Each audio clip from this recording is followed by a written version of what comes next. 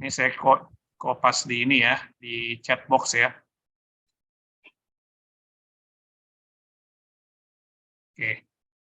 Ada yang ingin jawab? Ada yang ingin jawab? Bisa jawab. Di sini ceritanya adalah dalam kegiatannya negara pun sering terjebak dalam kondisi tidak membayar utang. Seperti pada kreditur seperti World Bank, Asian Development Bank, dan berbagai institusi publik lainnya. Dapatkah suatu negara diajukan pilot dalam situasi seperti ini? Nah, pertanyaan. Bisa nggak? Ayo, silakan. Kita mulai diskusi kelas kita dengan diskusi seperti itu dulu. Menurut saya semestinya sih nggak bisa, Pak, karena undang-undang kita tidak membolehkan negara dipilotkan. Dan alasannya? Dan terkait dengan undang-undang yang ada, semestinya pemerintah ketika membuat agreement dengan pihak-pihak internasional seperti World Bank, harus memasukkan atau mengutipkan undang-undang konstitusi kita ke dalam kesepakatan internasional itu sendiri, sehingga itu menjadi kekuatan hukum secara perdata sebagaimana kita sebutkan di mata kuliah sebelumnya tadi, Pak. Jadi itikat kedua belah pihak untuk dan menghormati dan menjalankan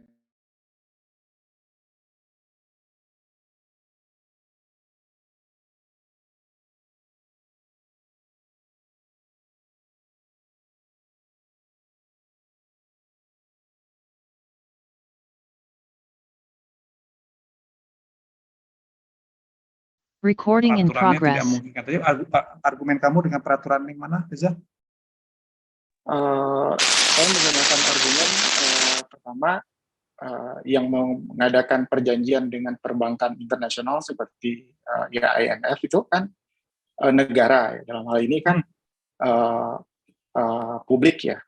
Dengan itu sudah seharusnya ketika pemerintah membuat agreement harus mengacu kepada undang-undang dan konstitusi kita. Nah, berdasarkan undang-undang yang ada di negara kita, bahwa tidak bisa negara dipilotkan. Menurut undang-undang mungkin nanti bisa dibacakan, Pak. Ada kutipan dari undang-undang dari materi itu, Pak. Cuman saya nggak hafal. Undang-undang yang mana ya? Sebagai ketentuan memungkinkan negara dipilotkan. Ada keputusan Mahkamah Agung juga. Terus mungkin saya bisa buka materinya dulu, Pak. Oke, jadi kalau Reza bilang ada tuh peraturan yang melarang dipilotkan, tapi belum bisa ditunjukkan. Oke, saya kasih kamu waktu untuk cari kembali lagi dengan argumen kamu ya. Kamu silakan cari dulu referensinya. Yang lain ada pendapat yang berbeda nggak? Reza bilang nggak bisa. Ada yang bilang juga nggak bisa tapi alasannya beda, atau justru bilang bisa. Gimana?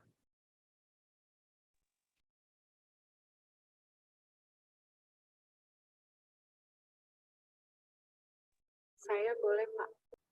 Arin, silakan Arin.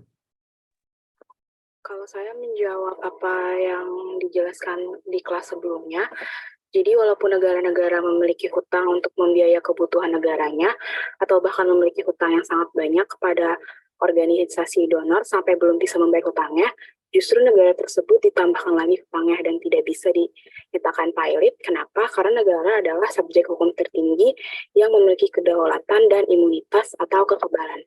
Terus apabila mengacu kepada hukum Indonesia, juga subjek hukum kepilotan itu debitor dan kreditor. Pihak yang dimohonkan pilot adalah orang perseorangan, perusahaan berbadan hukum, dan perusahaan tidak berbadan hukum.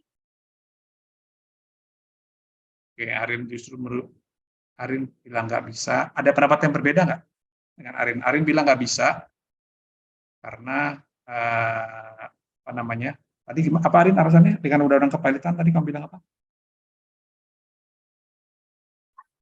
Karena negara merupakan subjek hukum tertinggi yang memiliki kedaulatan dan imunitas atau kekebalan, dan di dalam undang-undang kepilotan itu, subjek dari hukum kepilotan itu orang perseorangan, perusahaan berbadan hukum, dan perusahaan tidak berbadan hukum. Oke, Ada yang teman-teman lain yang ingin memberikan pendapat? Mungkin Pak, menurut Undang-Undang RI nomor 1 tahun 2004, pasal 50 dinyatakan, kepailitan kepada negara tidak dapat dilakukan. Kepailitan pada dasarnya adalah sita umum atas semua kekayaan debitur yang pailit. Pada pasal tersebut mengatur pihak manapun dilarang untuk melakukan penyitaan terhadap negara. Jadi kalau misalnya pemerintah membuat kesepakatan melanggar aturan konstitusi atau undang-undang, tentunya kesalahannya adalah kesalahan pemerintah. Dan karena itu, kalau hubungannya secara internasional, maka itu merupakan kekeliruan. Bisa saja dipailitkan kalau misalnya pemerintah melanggar konstitusi. Menurut pandangan saya seperti itu, Pak.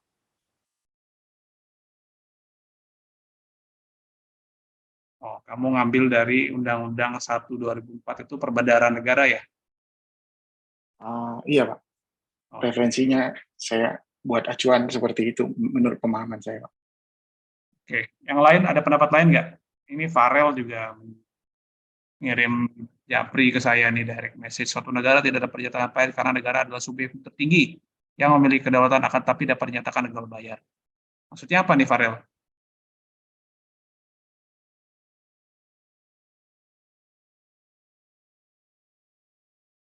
Ketik dulu deh Farel deh.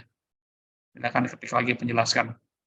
Oke, jadi gimana ceritanya nih kalau negara nggak bisa bayar? Apa yang terjadi itu? Nagihnya gimana? Pertanyaannya jadi seperti itu kan?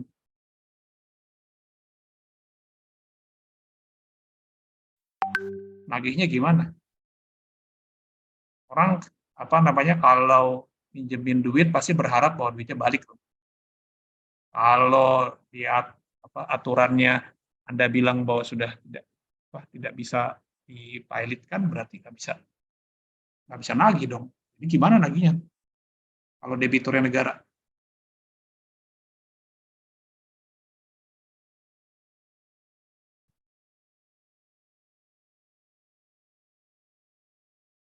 Ayo, ada yang punya pendapat lain? Saya, Pak. Ya, Mesya silakan. Kalau menurut saya, negara tidak dapat diajukan pilot dikarenakan negara adalah suatu konstitusi yang tidak dapat dibubarkan begitu saja, dan negara merupakan hal yang sangat penting dan dihormati keberadaannya.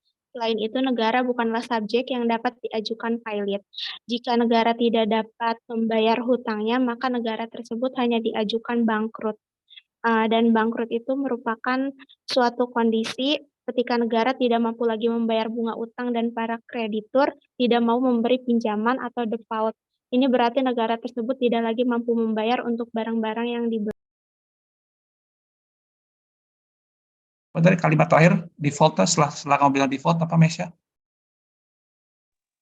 Ini berarti negara tersebut tidak lagi mampu membayar untuk barang-barang yang dibeli atau Gitu ya. Oke. Wah, ini Farel nambah nih. Apabila ada utang yang perlu dibayar, negara dapat meminjam lagi atau melunasi kekayaan alamnya untuk melunasi utang. Nah, ini kamu ngapain sih japri-japri ini? Langsung aja di jalur umum biar semua bisa baca. Oke, baik. Secara umum jawabannya adalah kalau, nih jawabannya ya, kalau kita bicara negara sebagai subjek hukum dipilotkan, pertanyaannya adalah memang undang-undang kepilotan kita tidak menjangkau kepilotan satu negara. Jadi tidak mampu mengatur tidak mengatur kepilotan satu negara. Jadi artinya tidak tersedia peraturan mengenai itu. Jadi kenapa? Karena tadi teman kamu salah satu udah ada yang bilang tuh. Nah, undang-undang kepilotan kita pasal 1 ayat 3 dan ayat 11 itu mengatur bahwa debitur adalah orang yang punya utang karena perjanjian atau undang-undang yang pelunasannya dapat ditagih di muka pengadilan. Itu ayat 3 kan dibilang. Lalu ayat 11-nya dia bilang bahwa setiap orang adalah perseorangan atau korporasi, termasuk korporasi berbentuk badan hukum maupun bukan badan hukum dalam likuidasi. Jadi jawaban terhadap pertanyaan itu ada di pasal 1 Undang-Undang. Anda bisa lihat di sini.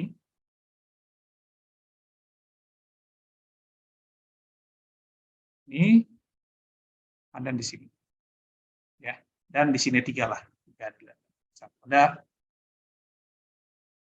mengenal definisi kepailitan itu apa, siapa yang dapat dinyatakan pailit, dan klasifikasinya apa. Ya, jadi sebenarnya nggak terkait dengan Undang-Undang Perbandaran Negara. Ya, kenapa? Karena perbandaran negara ini kalau kita lihat, ini isinya adalah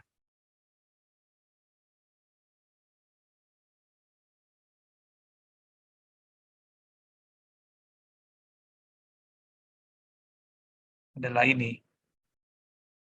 Ya kan? Ini bicara masalah penyitaan pasal 50 kan. Ini hampir semua teman-teman di tugas yang dikumpulkan itu memakai argumen pasal 50. Oh nggak bisa karena dilarang penyitaan uang milik negara. Ini beda cerita ya. Pasal 50 ini adalah cerita tentang larangan untuk menyita barang, bukan larangan dan pailitan. Dia nggak ngatur. Jadi artinya subjek hukum dia undang-undang kita emang nggak bicara mengenai pailitan subjek hukum publik. Negara sebagai subjek hukum publik itu tidak diatur pailitan. Beda dengan di Amerika yang punya chapter 9 kalau nggak salah yang mengatur khusus kepailitan pemerintah administratif sebagai satu subjek publik. Di sini nggak ada. Jadi jawaban pasal 50 Undang-Undang Perbandaran Negara juga tidak tepat. Ini bicara dalam sengketa perdata ya. Ini bicara dalam sengketa perdata, bukan dalam rangka sengketa kepailitan satu negara. Jadi kalau ada gugatan misalnya gugatan prestasi atau gugatan PMA terhadap suatu subjek hukum tertentu, apabila ada satu barang itu milik negara, maka barang itu nggak bisa dikenakan sita. Ya. Jadi konteksnya seperti itu. Nah. Oke. Lalu pertanyaannya ya gimana ini negara menagih utang kepada negara? Ya jawabannya seperti teman kamu bilang nih, Ferel ini bilang, apabila ada nggak bisa bayar ya nggak bisa ditagih. Kalau negara itu tidak bisa dilikuidasi. Tidak pernah ada kejadian ada negara dilikuidasi. Kan kalau di kepailitan itu adalah konsepnya adalah sita umum. Dari barang-barang yang disita itu dilakukan penjualan untuk hasilnya dibagikan secara prorata, secara proporsional kepada para krediturnya.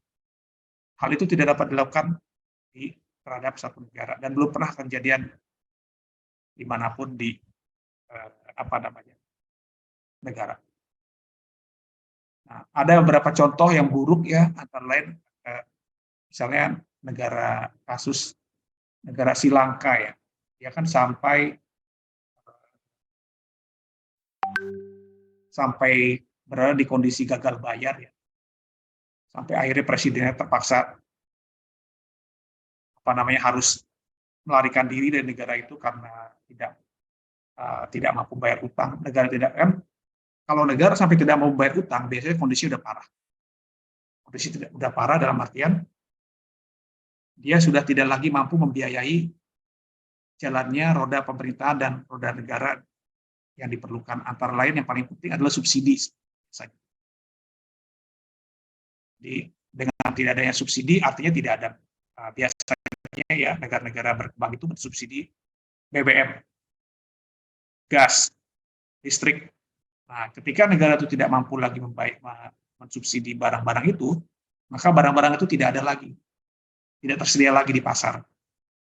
Sehingga warga yang tinggal di negara tersebut paksa harus hidup tanpa bensin, tanpa listrik, tanpa gas, dan tanpa produk subsidi. Dan bahkan kadang-kadang tanpa makanan. Nah, akhirnya itulah yang terjadi di Sri Lanka, negaranya rusuh, presidennya kabur, ya bukan kabur karena istananya diduduki oleh warganya, dia kabur. Nah, utangnya lunas apa enggak? Ya nggak bisa, nggak lunas. Terus gimana naginya? Ya itulah namanya dikasih utang lagi, diperpanjang utangnya, dan ditambah utang baru. Karena kan kalau misalnya tidak bisa tidak bisa tidak dibiarkan begitu saja, maka yang terjadi adalah jadi negara gagal. Negara gagal itu apa? Ya negara yang rusuh, negaranya tidak ada perlindungan terhadap warga negara, dan seterusnya. Bahkan kalau Farel bilang, wah kekayaan alamnya dipakai untuk melunasi utang, kadang-kadang satu negara udah nggak punya lagi kekayaan alam. Udah miskin aja negaranya, jadi nggak ada yang bisa dijual. Jadi mereka hanya mengandalkan bantuan kemanusiaan nantinya, untuk makanan, dan lain sebagainya. Ada Sri Lanka kan seperti itu. Presidennya melarikan diri, sementara aset pemerintah seperti pelabuhan itu sudah sudah tanda kutip digadaikan ke China 100 tahun ke depan. Di hak pengelolaan pelabuhan yang strategis itu udah di tangan BUMN Cina 100 tahun ke depan. Dia nggak punya apa-apa lagi. Jadi ya singkatnya, di presiden internasional, negara itu tidak bisa dinyatakan pilot. Meskipun dia sudah tidak mampu membayar, maka dia tetap tidak bisa dinyatakan pilot. Jadi itu. Kasusnya kompleks. Oke. Pak Ibrahim, mungkin ada tambahan Pak Ibrahim? Teman-teman perlu perhatikan bahwa sebagaimana yang dijelaskan oleh Pak Arya, banyak contoh sekali ya kalau teman-teman ikuti apakah mungkin negara itu dipilotkan? Tentu jawabannya enggak, dikarenakan satu, negara memiliki kedaulatan, kedua bahkan negara-negara besar sekalipun kalau teman-teman perhatikan waktu itu adalah contohnya Yunani, kemudian Italia, itu mereka sebenarnya memiliki kesulitan dalam memenuhi kewajibannya kepada publiknya. Misalnya di Yunani pada waktu itu dikarenakan pemerintah ini sangat generous ya, sangat baik kepada publik. Kalau di Belanda teman-teman ketahui anak-anak yang memasuki usia dewasa itu yang belum bekerja itu dapat santunan dari pemerintah agar dia tuh keluar dari rumah dan kemudian dia bisa ngontrak gitu ya, mendapatkan subsidi. Yunani waktu itu seperti itu, kemudian negara itu memiliki permasalahan dengan pola subsidi yang diberikan. Nah, pada saat subsidi itu akan dicabut, masyarakat ini demo ya. Apa yang terjadi kalau waktu itu dibiarkan, maka dia akan menjadi negara yang gagal ya. Tetapi itu tidak terjadi, kemudian diberikan pinjaman, masyarakat diberikan pengertian dan mulai kembali berjalan normal. Sama seperti di Sri Lanka gitu ya. Contoh negara-negara gagal ini banyak, teman-teman perlu lihat, salah satunya Afghanistan gitu. Tetapi bukan hanya dikarenakan mereka tidak mampu bayar, perkembangan politik, kemudian simpanannya, special drawing mereka gitu ya, itu yang mereka nggak boleh tarik dikarenakan permasalahan isu-isu politik juga bisa membuat suatu negara menjadi gagal. Jadi kegagalan suatu negara itu bisa macam-macam. Ada salah satu contoh di Amerika, salah satu negara bagian itu ya, negara bagian Detroit, itu pemerintah kotanya pada waktu itu tidak mampu membayar gaji pegawai negerinya, ya. Apa yang terjadi gitu ya? Itu jadi suram area itu, sampah di mana-mana. Kenapa? Karena orang nggak bisa bayar. Nah itu juga sama ya, seperti misalnya di Indonesia kalau teman-teman perhatikan, pemerintah pada saat COVID itu mengizinkan ya anggaran pendapatan belanja negara kita itu defisit. defisit 3%. Apa artinya? Kalau penghasilan 100, boleh pakai 103. Yang tiganya dari mana? Tiganya itu ngutang. Bayarnya gimana? Nanti dipikirin gitu loh. Ngutang dulu yang penting. Nah inilah negara. Dan jangan dipikir bahwa cuma Indonesia yang ngutang. Amerika juga ngutang. Ya, cuma hebatnya Amerika, ya kan, kalau dia kurang-kurang duit, dia nyetak duit. Karena apa? Mata uangnya merupakan mata uang rujukan. Ya, dunia gitu ya, yang dipakai di dalam perdagangan secara internasional. Contoh negara-negara yang gagal dalam konteks membayar itu banyak ya. Italia juga gagal bayar kepada negara kepada donatur atau krediturnya, termasuk Indonesia ya.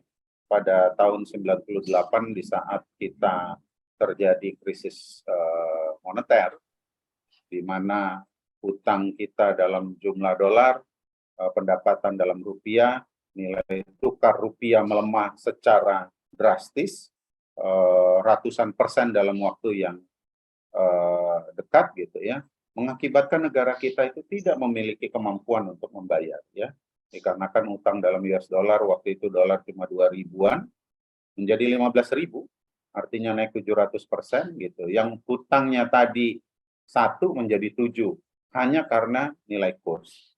Nah itu yang ngegangguin siapa? Oh bukan, yang ngegangguin swasta. George Soros dengan Soros Fund-nya waktu itu mencoba ya kekebalan atau kebijakan pemerintah terkait dengan menganut nilai tukar mengambang ya, floating exchange rate.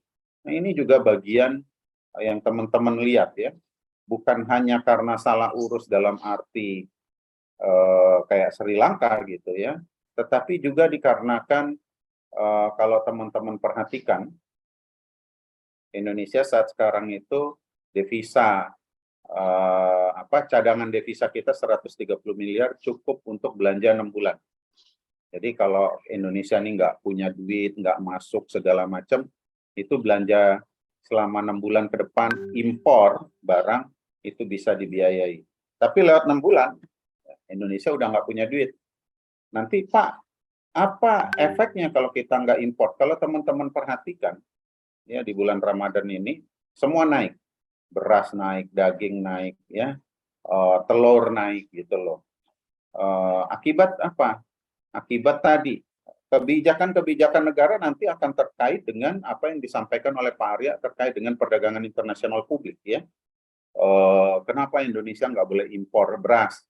Kenapa Indonesia harus impor daging? Karena kita nggak cukup. Kenapa kalau nggak ada daging ya udah Pak makan aja yang katanya banyak proteinnya, misalnya tempe ya, tempe juga kedelainya harus impor gitu ya. Nah itu dibiayai oleh devisa perdagangan internasional. Kalau cadangan devisa kita tipis, apa yang terjadi? Nilai tukar kita ini akan sangat fluktuatif ya, rupiah terhadap mata uang asing lainnya. Itu diukur dari kekuatan mata uang. Bayangkan Singapura, negara kecil itu, mata uangnya itu menguat ya dalam waktu kurang dari 10 tahun terakhir. Dari 6.000 rupiah per dolar sekarang 11.500. Sedangkan mata uang kita dari 8.000 menjadi 15.000.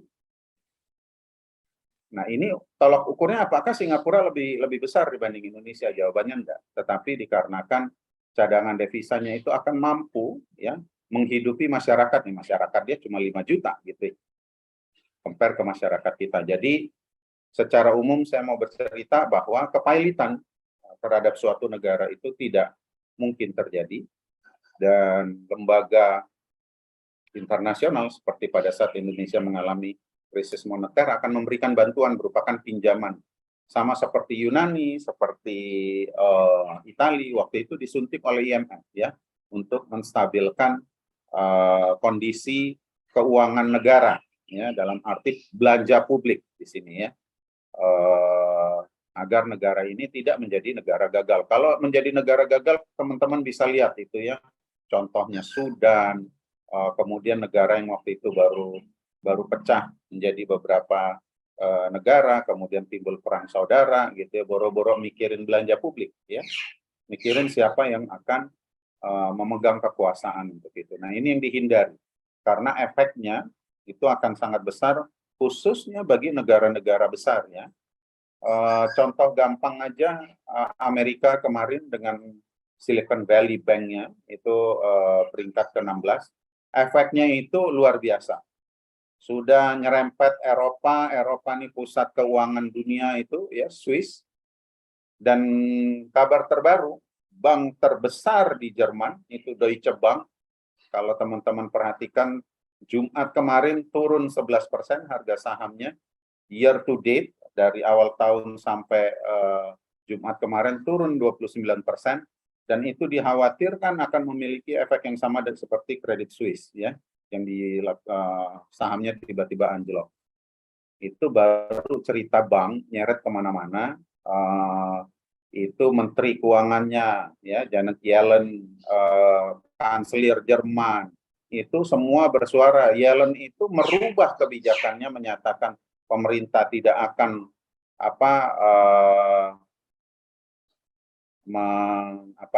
mengcover. Itu kemudian dirubah, menyatakan bahwa akan mengcover nilai tertentu ya, agar ekonomi ini tidak terimbas. Kalau bank itu ditarik keras, maka jadinya akan seperti Indonesia di tahun 98.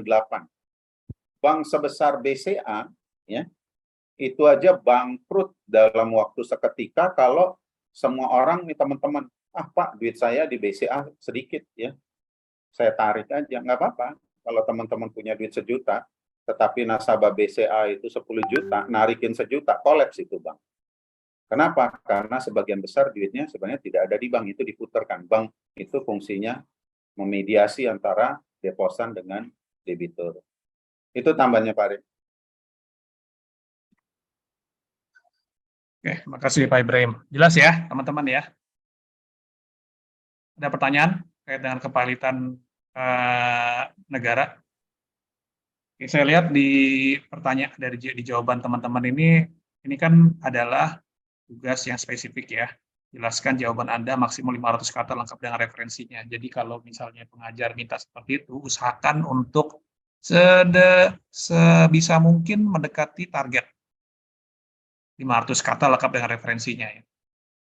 Saya lihat di sini ada yang 40, ada yang 100, yaitu agak jauh dari ekspektasi kita.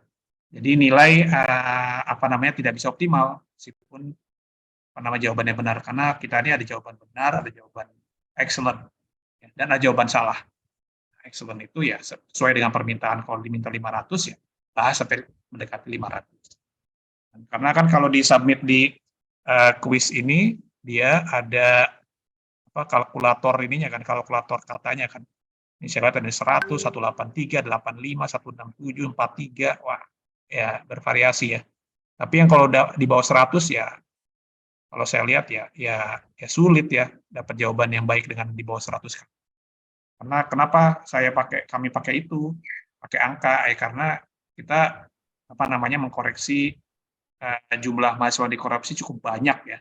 Jadi ya jadi ada beberapa faktor yang akan kami pakai dalam melakukan penilaian, antara lain ya effort Anda untuk menjawab pertanyaan yang kita ajukan. Ya, kurang lebih seperti itu. Jadi nanti Anda akan lihat perbedaan nilai-nilainya ya. Kedepannya, kalau minta ada spek dari pengajar diminta sekian ratus kata, ya, kalau bisa dekat-dekat situlah. Jangan jauh banget, lewat kurang dari separuh, lebih pun juga jangan. Karena kita nggak mau panjang-panjang. Oke, baik. Dan ada tugas kedua. Tugas kedua itu adalah bicara soal syarat permohonan pilot ya. Nah, berikan penjelasan apa yang dimaksud dari terbukti secara sederhana. Oke, siapa yang mau coba nih? Ayo. Apa yang dimaksud dengan dapat dibuktikan secara sederhana?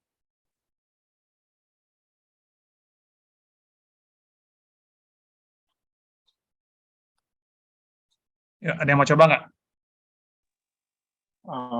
Memiliki perikatan secara perdata. Memiliki perikatan secara perdata dan bisa ditunjukkan paling enggak ada 2 orang kreditur.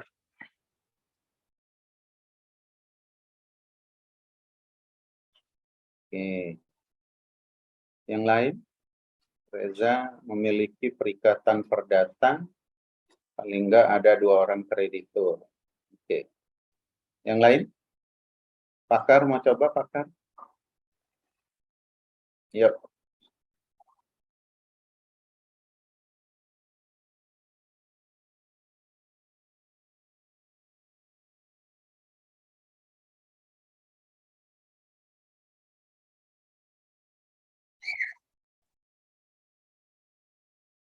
Jadi debitur punya utang yang jatuh tempo dan krediturnya 2 gitu ya Pakar ya. Oke.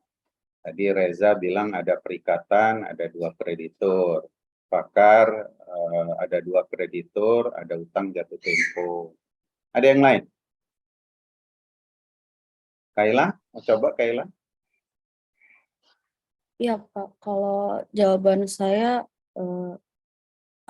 pembuktian bahwa terdapat fakta adanya 2 atau lebih kreditur dan juga utang yang telah jatuh tempo dan tagihan itu tidak dibayar lunas oleh debitur. Nah, pembuktian tersebut dilakukan dengan cara salah satunya itu kreditur dapat membuktikan bahwa mereka telah memberikan sebuah teguran kepada debitur yang berutang untuk membayar kewajibannya, namun debitur tersebut belum membayarnya juga. Seperti itu, Pak. Oke. Ya, saya tambah dikit Pak, mungkin ada somasinya ya, ada poin somasi sebelum mengajukan. Somasi, oke. Ada yang lain? Akila? Akila ngambil dong pasnya. Hadir Akila? Farel? Mana nih Farel? Ariel maunya Japri dia Pak Ibrahim. Oh maunya Japri dia. Japri. Lagi Japri. DM. Misha?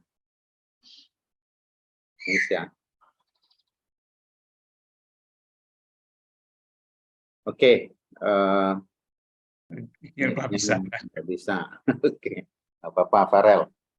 Jadi teman-teman ini tugas untuk apa ya?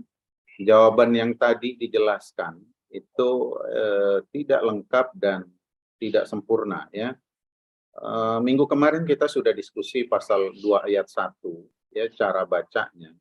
Jadi kalau yang dibuktikan itu apa? Yang dibuktikan itu persyaratan yang ada di pasal 2 ayat 1 ya. Apa persyaratan yang ada di pasal 2 ayat 1? Pasal 2 ayat 1 bilang ada tagihan ya. Tagihan itu sudah jatuh tempo dan dapat ditagih ya. Dan itu salah satunya, jadi ada 2 kreditur, salah satunya itu jatuh tempo dan dapat ditagih dan itu nggak dibayar. Itu aja, sesimpel itu. Jadi nilai utang ya itu bukan merupakan sesuatu yang menjadi perdebatan. Jadi segampang itu kalau ada orang punya utang, orang ini si debitur memiliki 2 kreditur atau lebih, ya kan, salah satu utangnya jatuh tempo dan dapat ditagih, ya, dan dia nggak membayar lunas salah satu utangnya, maka dia dapat dimohonkan pilot. Teman-teman perlu lihat di sini ya, ada 2 kalimat dan, ya, yang pertama mempunyai 2 atau lebih kreditur dan tidak membayar lunas sedikitnya. Kalimat di sini adalah 2 kreditur dan tidak membayar lunas sedikitnya, ya, 1 utang. Nah, ini pengertian tidak membayar lunas itu seperti yang dijelaskan minggu kemarin, kalau utangnya 1 juta dibayar 5.000, ya, maka itu dianggap tidak membayar lunas walaupun masih membayar, ya. Pengertian tidak membayar lunas sedikitnya utang ya yang telah jatuh tempo dan dapat ditagih itu apa? Kalau dia punya utang 1 miliar cicilannya 10 juta ya, yang jatuh tempo dan dapat ditagihnya itu bukan yang 1 miliar ya, kecuali ada percepatan ya. Yang jatuh tempo dan dapat ditagihnya itu yang 10 juta. Ya.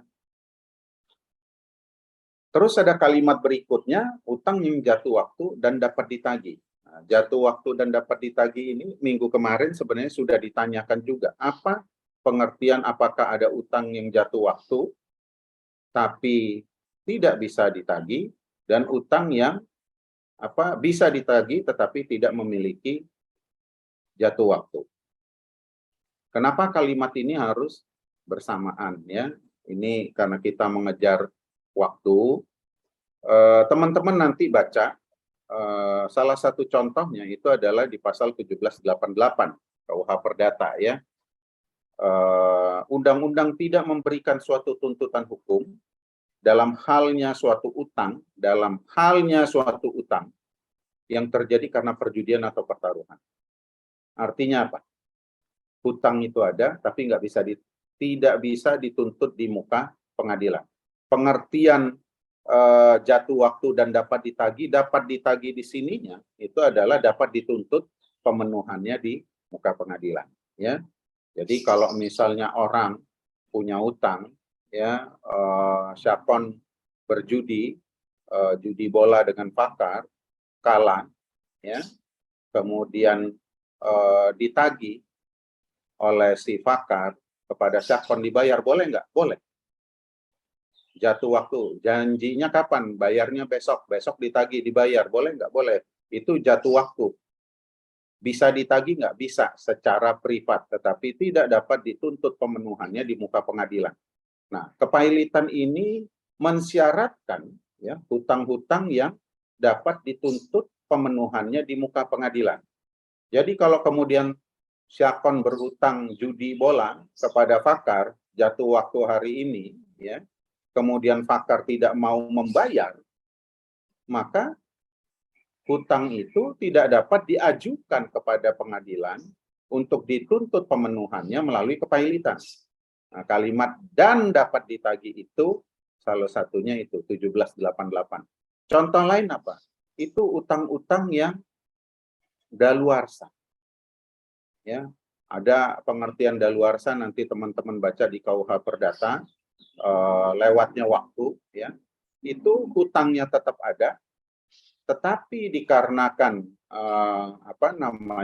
daluarsa, maka itu tidak bisa diajukan ya haknya untuk dituntut di muka pengadilan. Salah satu contohnya apa? Hutang pajak.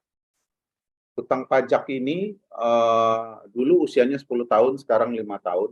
Jadi kalau sudah lewat 5 tahun, itu bahkan negara dalam hal ini Direktorat Jenderal Pajak itu tidak dapat menuntut ya pemenuhan atas hutang pajak yang belum dibayar dikarenakan daluarsa. Itu lewatnya 5 tahun ya.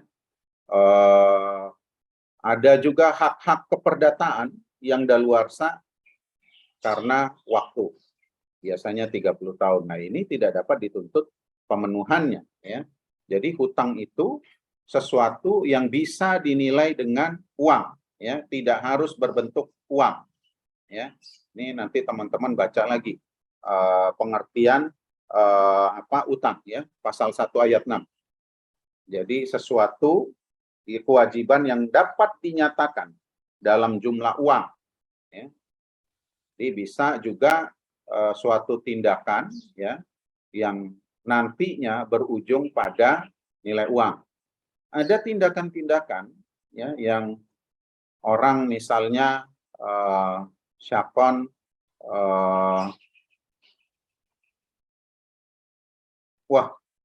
ini berbeda ya Arin, dalam kondisi force majeure itu bukan berarti dia tidak dapat ditagih, tetapi menangguhkan ya haknya untuk menagih dikarenakan kondisi kahar. Jadi bukan kemudian serta-merta menjadi hilang, kecuali musnah. Ya. Jadi ini keadaan kahar pun nanti harus teman-teman bagi. Musnahnya suatu barang, ya, itu dapat berakibat pada hilangnya kewajiban. Tetapi itu harus diperjanjikan. Dan barang-barangnya harus tertentu. ya. Jadi tidak serta-merta.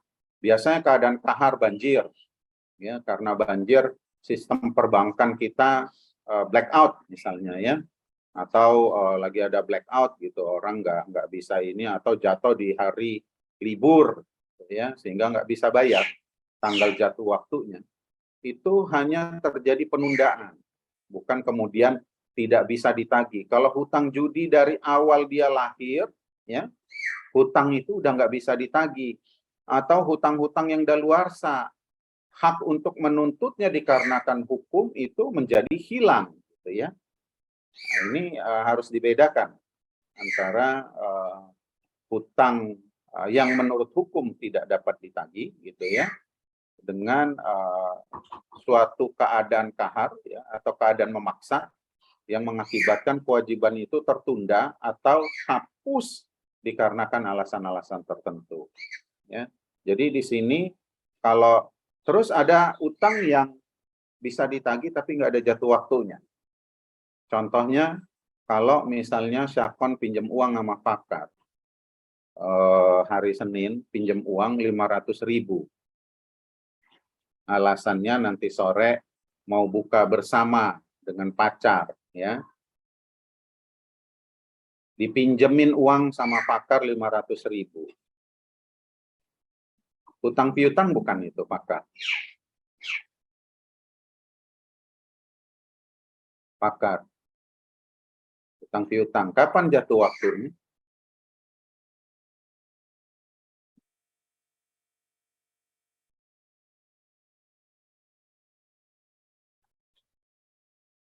Nggak ada. Kaila, Syakon pinjam uang 500.000 ke Fakar buat bukber sama pacarnya nanti sore. Kapan itu utangnya jatuh waktu? Kaila. Bahasa Jawa, Pak, kalau menurut Kenapa, Kaila?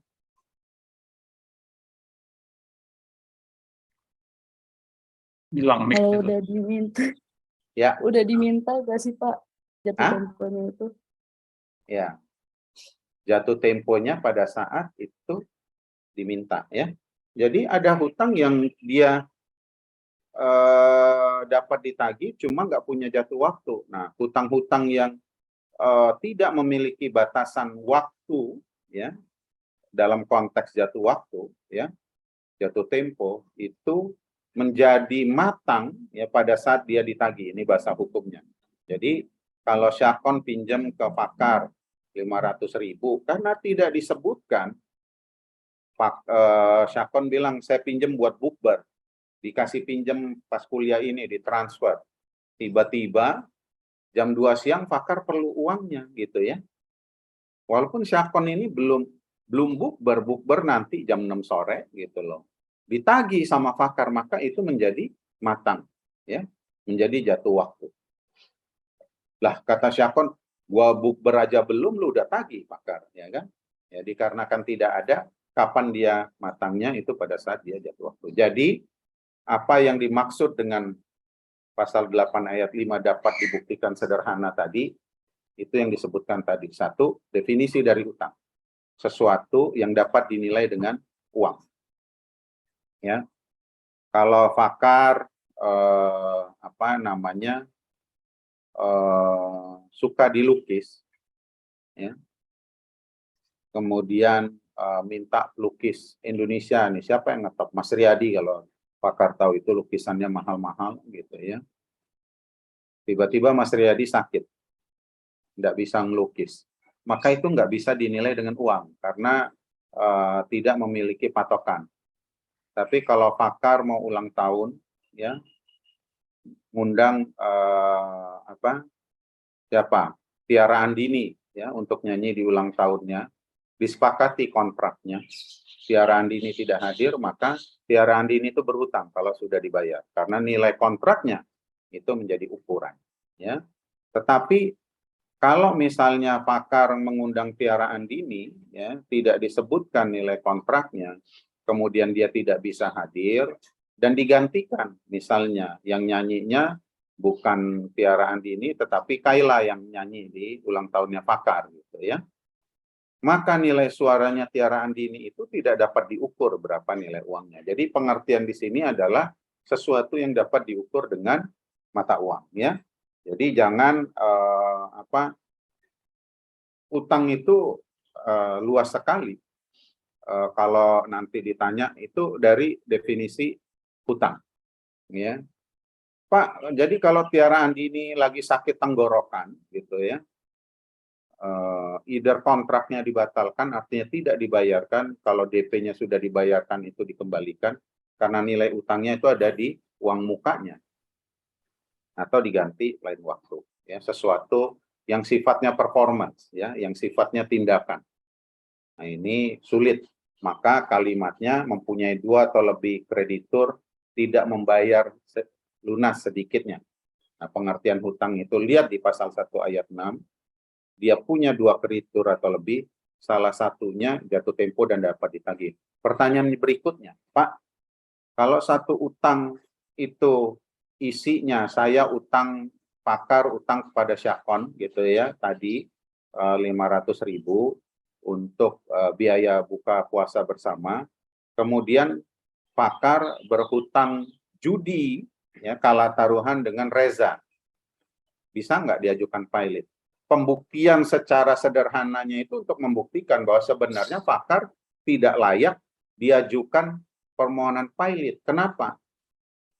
Nanti Pakar cuma membuktikan bahwa dia tidak pantas diajukan pilot sekalipun ada 2 kreditur, dikarenakan hutangnya Reza itu hutang yang jatuh tempo tetapi nggak bisa ditagih di muka pengadilan, ya. Jadi pembuktiannya di situ. Nah, nanti dikaitkan lagi tentu dengan ketentuan 1331 gitu ya, apa yang kita sudah diskusikan minggu lalu. Kurang lebih seperti itu. Ada yang mau bertanya? Berarti Pak bisa disimpulkan hutang jatuh tempo itu mengacu kepada agreement ya Pak ya? Jadi kalau misalnya pembayarannya itu diatur, maka jatuh temponya akan sesuai dengan apa yang telah diaturkan di dalam kesepakatan. Namun kalau misalnya dia nggak diatur, berarti kapanpun bisa ditagih. Apa bisa disimpulkan seperti itu? Kurang lebih, tetapi perlu diperhatikan bahwa hutang itu bisa lahir karena perjanjian maupun karena undang-undang, ya. Kita cerita perikatan. Jadi terkait dengan perikatan, nanti akan dilihat lagi apakah itu merupakan suatu hubungan hukum, ya, yang lahir dan diberikan hak oleh undang-undang untuk dapat dituntut pemenuhannya di muka pengadilan. Jadi kalau teman-teman perhatikan secara umum suatu kewajiban yang timbul dan memiliki dapat dinyatakan dalam mata uang, ya, itu memenuhi ketentuan pasal 2 ayat 1, ya, maka orang itu dapat diajukan pilot. Apakah itu lahir karena perjanjian, waktunya disepakati, atau lahir karena undang-undang, dan kemudian timbul kewajiban yang terhutang, tidak disebutkan tanggalnya, maka dia menjadi matang pada saat ditagih, itu merupakan suatu kewajiban yang harus dibuktikan oleh si kreditur maupun oleh debitur, ya, pada saat dia, kalau debitur pada saat dia secara sukarela mengajukan diri untuk dinyatakan pilot, atau kalau kreditur pada saat dia mengajukan si debitur untuk dinyatakan pilot. Di satu kasus ini terjadi, saya lupa kalau tidak salah di Pengadilan Niaga Jakarta Pusat, ada debitur, ya, yang mengajukan pilot secara sukarela itu ditolak dikarenakan alasan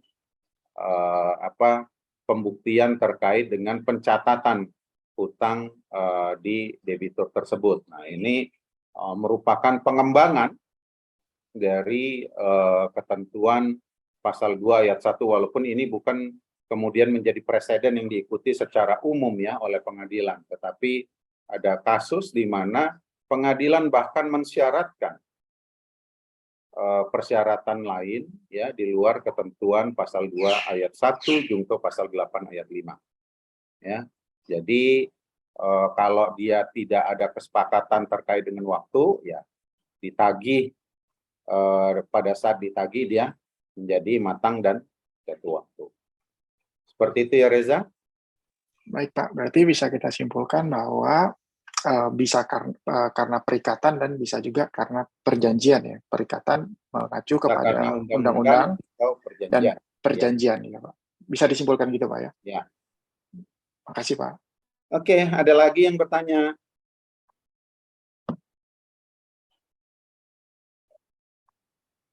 Nggak ada?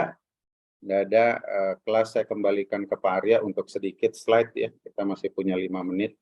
Nanti boleh tanya di grup atau di WA ya, kalau masih kurang jelas. Jadi jangan kemudian menerjemahkan sendiri pasal 2 ayat 1, pasal 8 ayat 5 itu ya. Jadi kalau tadi jawab, Pak utang jatuh waktu gitu ya, utang jatuh tempo, waduh, ini salah. Seperti yang Pak Arya sampaikan tadi. Bahkan jawaban itu bukan jawaban yang benar ya, utang yang jatuh waktu. Karena ada utang yang jatuh waktu, tapi nggak bisa ditagih. Waktu ke Pak Arya. Oke, makasih Pak Ibrahim. Jadi cukup jelas ya teman-teman ya. Oke, kita masuk ke slide sekarang ya. Slide kemarin itu kalau kata Mbak Iin kita sudah di slide ini kemarin ya, terakhir ya. Kemarin saya kan berhalangan. Kita lanjutin ya. Dari apa yang didiskusikan tadi dengan Pak Ibrahim adalah fundamental penting dalam litigasi kepailitan ya. Salah mengenai pembuktian adanya utang telah jatuh tempo dan dapat dibuktikan secara sederhana. Hampir semua perdebatan yang terkait untuk permohonan pilot dan PKPU adalah untuk membuktikan itu terbukti sederhana ada utang atau tidak, dan utang itu terbukti secara sederhana atau tidak. Karena mostly utangnya ada, tapi argumen yang di counter adalah argumen yang dipergunakan untuk counter terhadap permohonan kepailitan atau PKPU tersebut adalah bahwa ini tidak sederhana, jadi tidak bisa melalui jalur kepailitan. Karena memang itu adalah nature dari kepailitan itu sendiri, yaitu dia hanya bisa mengatur, dia hanya berkaitan dengan utang-utang yang sudah tidak ada dispute lagi. Ya, jadi dia tuh cuma bicara bagaimana membagi aset. Dia tidak menyelesaikan sengketa, meskipun nanti apabila masih ada sengketa-sengketa selanjutnya, maka ada yang namanya proses pencocokan piutang. Proses pencocokan piutang ini sendiri dapat berlangsung menjadi dispute sendiri, menjadi sengketa tersendiri, karena apabila ketidakcocokan dalam pencocokan piutang. Nah, bentuk ketidakcocokan itu bisa macam-macam. Nah, setiap debitur yang mengajukan, kreditur yang mengajukan permohonan pencocokan, maka dia ada 3 kemungkinan kan. Dia diakui sepenuhnya, diakui sebagian, atau tidak diakui sama sekali. Tentunya kalau kreditur sampai ada di status tidak diakui sama sekali, bisa sangat berarti dia tidak punya hak untuk menagih. Nah, itu sangat merugikan kepada dirinya. Nah, itu adalah trigger dari sengketa selanjutnya. Nah, jadi perlu dipahami ya. Tapi untuk masuk ke dalam gateway kepailitan, maka utangnya sendiri itu harus sudah terbukti secara sederhana. Oke. Nah, kita lanjut TPT sedikit sampai jam 10. Nah, kita bicara masalah apa tujuan proses kepailitan. Intinya adalah kepailitan itu untuk mencapai perdamaian. Jadi kalau Anda lihat 140 Undang-Undang Kepailitan, maka setelah meskipun Anda sudah dinyatakan pilot, maka tidak serta-merta Anda debitur tersebut akan dilikuidasi. Tapi dia masih dapat mengusulkan rencana pendamaian. Ya. Kalau sudah rencana pendamaian ditolak, baru masuk ke likuidasi, jual aset-asetnya. Nah, kedua, melakukan penjualan terhadap aset debitur supaya hasilnya dapat dibayarkan kepada para kreditur secara proporsional sesuai dengan hak-hak yang dimiliki masing-masing kreditur. Ya, sini kita akan interaksi dengan status kreditur tersebut. Prinsipnya semua kreditur adalah memiliki hak secara proporsional sesuai proporsinya ya, terhadap bukan bagi rata, tapi proporsional. Jadi kalau dia punya 2/3, ya dia berhak mendapatkan 2/3 dari apapun yang hasil tunai yang dapat diperoleh dari penjualan aset debitur. Nah, namun ada hal-hal lainnya yang perlu diperhatikan, yaitu kedudukan kreditur itu sendiri. Karena secara hukum, kreditur itu terbagi menjadi 3 jenis, separatis, kreditur preferen, dan kreditur konkuren. Nah, ini Anda harus pahami betul perbedaan antara 3 jenis kreditur ini. Ya, separatis secara umum dia berhak untuk menerima pembayaran lunas utangnya seolah-olah tidak terjadi kepailitan. Nah, itu yang dipegang sekarang. Jadi kalau dia tidak menerima proporsional, tapi dia terima 100%. Itu dijamin oleh undang-undang, seolah-olah tidak terjadi kepailitan. Preferen adalah, sebagaimana namanya preferen, dia menerima pembayaran terlebih dahulu dibanding kreditur lain. Jadi karena dia berhak memiliki kedudukan preference, sebelum yang kreditur biasa dibayar, dia harus dibayar terlebih. Selanjutnya adalah konkuren. Kreditur konkuren inilah kreditur tanpa jaminan dan tidak memiliki hak preferensi. Jadi dia akan dibayar berdasarkan uang yang sisa. Uang yang sisa dari aset debitur, dia akan menerima pembayaran secara proporsional. Nah, kepailitan sendiri adalah bertujuan untuk menghindari aset debitur yang berpotensi merugikan kreditur lainnya, ya, dan membawa proses kepailitan menjadi proses publik yang transparan dan terbuka untuk umum dengan menempatkan satu orang independen untuk melaksanakan pengurusan dan pemberesan, yaitu kurator, ya. Dan tujuannya juga memaksimalisasikan nilai harta pailit untuk memastikan nilai pelunasan yang maksimal bagi para kreditur. Kepailitan itu tidak sekedar cuma jual-jual aset, tapi juga dia secara filosofi bertujuan untuk menghasilkan pengembalian utang yang semaksimal mungkin bagi para kreditur. Ya, jadi filosofinya seperti itu. Nah, kalau kita lihat alurnya sendiri, di sini kita bisa lihat alur, Anda bisa lihat dari paling kiri. Nah, ini adalah permohonan kepailitan. Dalam permohonan kepailitan, debitur berhak untuk menjawab dengan permohonan PKPU. Ya, meskipun PKPU dapat diajukan sebagai permohonan yang mandiri, dia bisa diajukan sebagai jawaban terhadap permohonan kepailitan. Jadi ada 2 opsi sebenarnya kalau Anda diajukan permohonan pailit, yaitu Anda melawan pembuktian itu sendiri, berarti Anda langsung masuk ke stage ini, atau Anda bilang, oke, benar saya punya utang, tapi saya minta PKPU. Nah, Anda masuk ke sini. Kalau masuk sini, Anda otomatis dapat PKPU sementara. Jadi dari pasal 1, pasal 2, junto pasal 8, maka Anda langsung loncat ke pasal 222. Ya. Nah, dapat PKPU sementara. Nah, apabila PKPU sementara itu perpanjangan dikabulkan, maka dia akan masuk ke dalam fase PKPU tetap. Kalau PKPU tetap diterima, maka pertanyaannya apakah terjadi perdamaian? Bila terjadi perdamaian, maka selesai. Ini gambar umum ya. Ini adalah damai. Damaian. Damaian itu apa? Artinya dia janji untuk memperpanjang, si kreditur janji untuk memberikan perpanjangan jangka waktu bayar utang, si debitur janji untuk mencicil. Kalau dalam perdamaian ini dia gagal bayar, maka dia otomatis masuk ke dalam insolvensi. Ya. Nah, sementara bagi debitur yang dinyatakan yang tidak menempuh PKPU, maka alurnya adalah dia langsung ke sini. Dan apabila dia dinyatakan pailit, maka selesai. Apabila dia tidak dinyatakan pailit, maka selesai prosesnya. Namun apabila dia dinyatakan pailit, maka alurnya bisa ke kanan dan bisa ke bawah. Dia bisa melanjutkan upaya hukum, kasasi PK, atau masuk ke dalam, apabila tidak melanjutkan upaya hukum, maka dia masuk ke dalam kondisi pailit. Pailit tidak ada perdamaian, maka dia akan masuk insolvensi. Lalu apabila masuk ke insolvensi, dia akan masuk dalam keadaan likuidasi, lalu akan masuk ke dalam situasi rehabilitasi. Apabila utang lunas atau dianggap lunas, maka dia masuk ke rehabilitasi. Nah, ini adalah gambaran umum semesta kepailitan yang ada. Mari kita masuk ke proses selanjutnya. Nah, selain PKPU kepailitan, maka ada juga proses PKPU yang diatur di pasal 222 sampai 294. Nah, sebagaimana sudah beberapa kali sudah dibicarakan, PKPU adalah restrukturisasi utang. Mekanisme yang diberikan oleh undang-undang bagi debitur yang masih memiliki potensi untuk melunasi kewajiban pelunasan utangnya yang sudah jatuh tempo dengan memberi tempo. Nah, isinya adalah macam-macam. Dia bisa diperpanjang waktunya atau diberi pemotongan. Nah, itu semua merupakan kesepakatan antara kreditur dan debitur.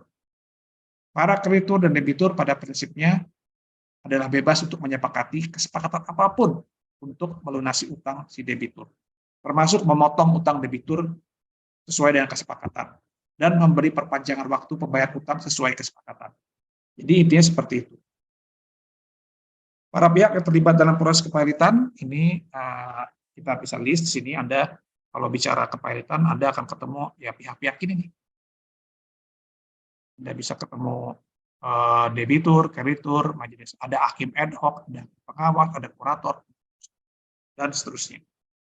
Oke. Rezim undang-undang kepailitan yang berlaku, undang-undang kepailitan yang berlaku saat ini memang awalnya adalah financial forwarding yang diatur di Statsblad 2 Statsblad ini. Jadi dia sebenarnya sudah pernah dirubah juga ketika zaman kolonial. Lalu perubahan pertama undang-undang kepailitan adalah di tahun 1998 yang keluar dengan Undang-Undang 19 nomor 4 tahun 1998.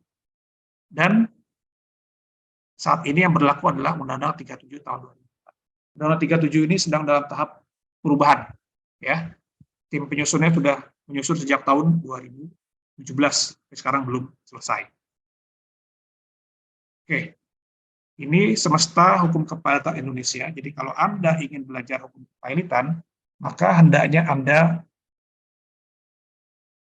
melihat ke dua segmen ini. Yang ini adalah segmen hukum formil, hukum acaranya. Yang ini adalah segmen hukum material. Ya, karena kepailitan itu adalah hukum formil sebenarnya. Hukum formil dengan ya sedikit blended material. Apa itu dimaksud dengan hukum formil? Yaitu hukum yang mengatur prosedur, tata cara. Ya, kalau Anda lihat kepailitan itu ada 300 sekian pasal, isinya memang tata cara. Tata cara melakukan penagihan, tata cara melakukan pendamaian, tata cara melakukan voting, apa yang terjadi apabila ini, dan sebagainya. Tapi ada di pasal awal-awal itu udah bicara juga mix dengan hukum material. Nah, karena yang pilot itu adalah subjek hukum, baik individu maupun badan hukum, maka kepailitan itu juga merujuk kepada berbagai peraturan undang-undang yang terkait dengan hukum komersial. Nah, kita bisa lihat di sebelah kanan ini adalah hampir semua ketentuan peraturan undang-undang terkait dengan komersial. Ya, ada mengenai perbankan, pasar modal, hak tanggungan, jaminan fidusia, tenaga kerja, UPT, perbankan syariah, dan seterusnya. Jadi kalau mau belajar kepailitan, lanskapnya luas, perspektifnya luas. Anda bisa lihat kepailitan dari sisi jaminan, ya, kepailitan dari sisi perseroan terbatas, kepailitan dari sisi perbankan, asuransi, syariah, dari sisi tenaga kerja, dan sebagainya. Ya. Nah, kepailitan diajukan ke Pengadilan Niaga. Pengadilan Niaga saat ini ada di 5 wilayah di Indonesia, Jakarta Pusat, Medan, Semarang, Surabaya, Makassar. Tidak semua pengadilan di Jakarta pun qualified untuk memeriksa perkara kepailitan. Oke, ada pertanyaan? Pak, mau bertanya. Ya.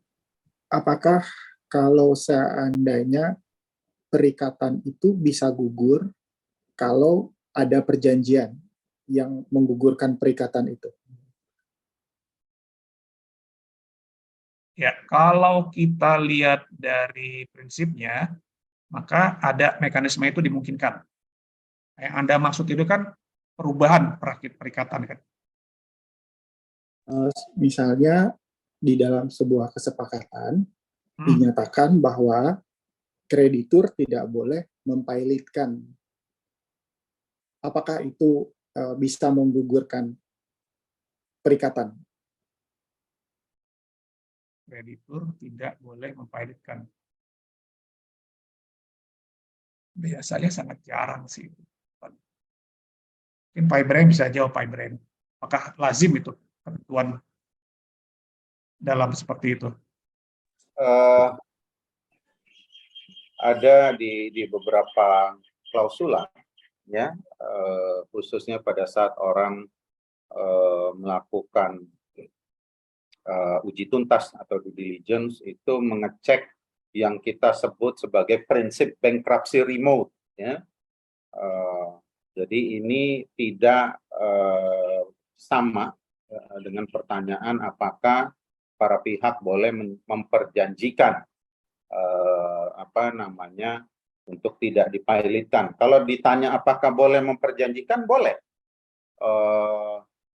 Tetapi tidak berarti, ya, kreditur lain tidak dapat melakukan tindakan hukum. Jadi kalau misalnya diperjanjikan di dalam suatu perjanjian pembiayaan, kreditur, misalnya kreditur bank, sepakat dengan debitur dalam hal debitur one prestasi, ya kan, tidak mampu memenuhi kewajibannya, ya, itu kreditur dilarang melakukan upaya hukum kepailitan. Boleh nggak? Boleh. Karena itu hak, ya. Tetapi tidak menutup kemungkinan kreditur lainnya. Apakah kemudian, nah ini pertanyaan lanjutan tentu ya Reza, sebagai akibat dari kesepakatan untuk tidak mengajukan tindakan hukum berupa permohonan kepailitan, menghilangkan hak dari si kreditur untuk menagih, ya, kalimatnya menagih, ya, jatuh waktunya itu sudah pasti jatuh waktu, ya.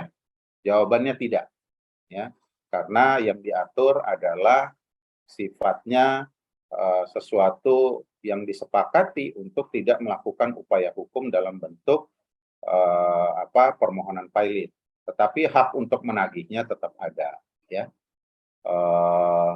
Mungkin nggak? Mungkin jawabannya.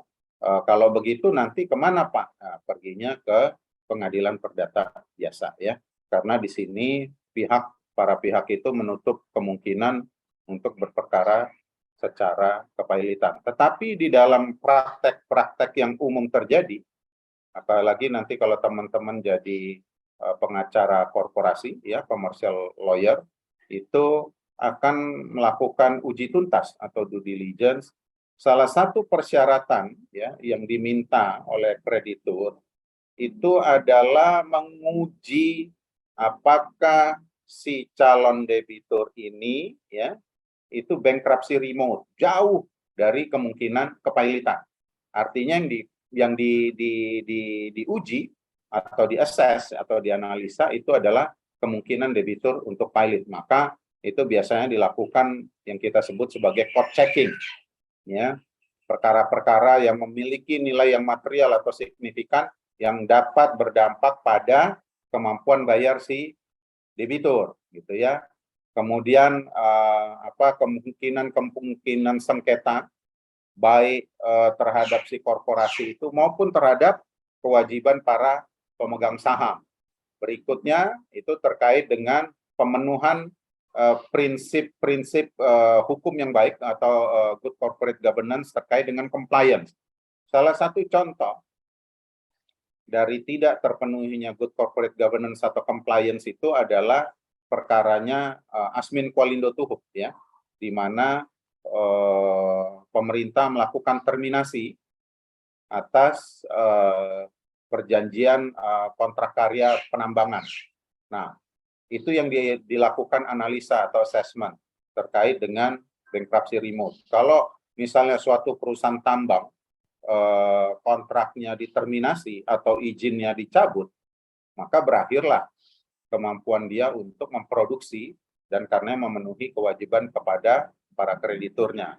Nah, ini contoh-contoh yang teman-teman perlu lihat, ya, terkait dengan pertanyaan Reza tadi. Kalau ditanya mungkin nggak, jawabannya mungkin. Hilang nggak hak tagihnya? Enggak, ya.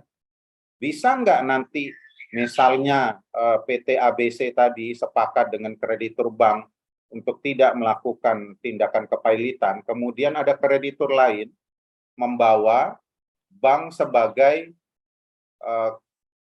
kreditur kedua, ya, second creditor, karena di kepailitan itu disyaratkan ada 2 kreditur. yang mensyaratkan itu undang-undang. Jadi kita harus membuktikan, itulah persyaratan dapat dibuktikan secara sederhana. Bisa nggak dipakai tagihannya si Bank X yang sudah sepakat dengan si siapa namanya, si debitur tadi? Bisa, karena ini tidak masuk dalam kategori ya kan tagihan yang tidak dapat dituntut pemenuhan kewajibannya di muka pengadilan. Ya, seperti itu, Pak.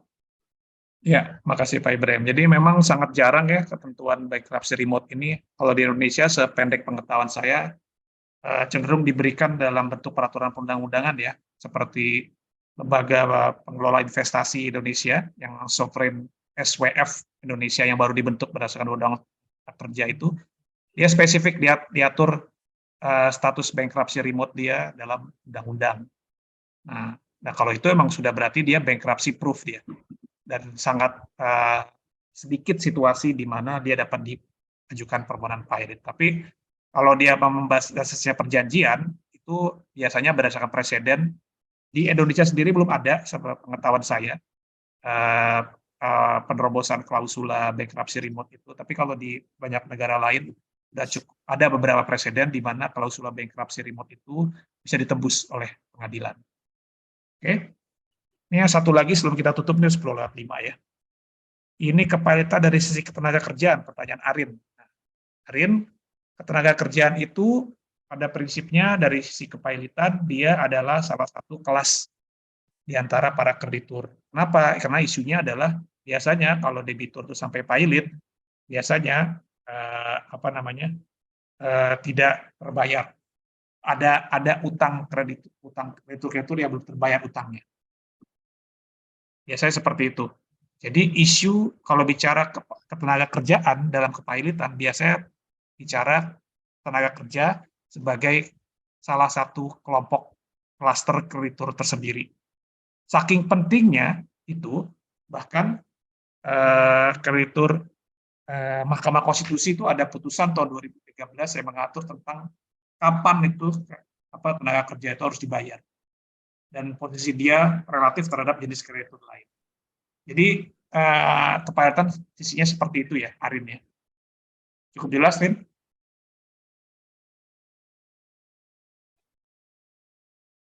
Nah, satu lagi mungkin. Salah satu kepilitan yang paling penting yang terkait dengan tenaga kerja adalah permohonan kepilitan yang diajukan oleh para mantan pegawai Merpati Nusantara Airlines yang mengajukan permohonan pilot kepada perusahaan untuk menagih pesangon mereka. Ya. Tapi intinya adalah tenaga kerja adalah salah satu jenis klaster kreditur yang ada dalam kepilitan yang memiliki hak khusus. Oke. Baik, ini karena 10:07, apakah masih ada pertanyaan? Kita next kuliah langsung kita akan fokus ke slide lah. Kita masih ngejar slide yang ketiga lagi. Oke, kalau tidak ada pertanyaan, mungkin saya kembalikan ke Bu In, kecuali Pak Ibrahim ada tambahan lagi. Cukup, Pak. Baik, terima kasih Pak Ibrahim. Saya kembalikan ke Bu In ya, untuk administrasi dan absen. Silakan Bu In. Iya, baik. Ketua kelas minta tolong absennya ya. Nanti di-share di grup aja, biar yang lain bisa ngecek absennya sudah benar apa belum. Baik, terima kasih semuanya. Sampai jumpa di perkuliahan minggu depan. Nanti dikonfirmasi lagi untuk online atau offline ya, di grup ya. Nanti seperti biasa kan ada tugas, tolong diperhatikan ya, baik kelas perdagangan internasional maupun kepilitan. Diharapkan mengerjakan tugasnya, karena kelas ini kita mengejar ketertinggalan, ya. Teman-teman ini diharapkan proaktif untuk mengerjakan tugas agar nanti paham pada saat kita membahas permasalahan itu. Seperti itu tambahannya. Terima kasih Bu In. Iya Pak. Baik, kelas kita tutup. Terima kasih semuanya. Assalamualaikum warahmatullahi wabarakatuh. Waalaikumsalam warahmatullahi wabarakatuh.